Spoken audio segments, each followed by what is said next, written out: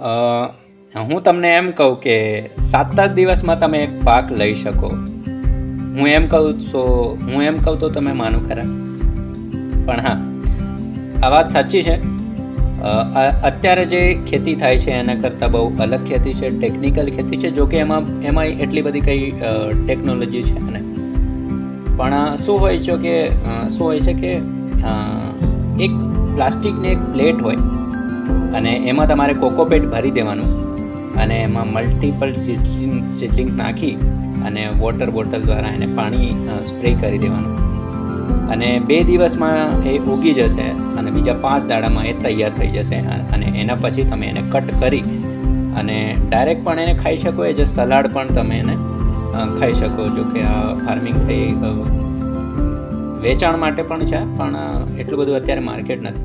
પણ આ રીતના એક માઇક્રોગ્રીન્સ ફાર્મિંગ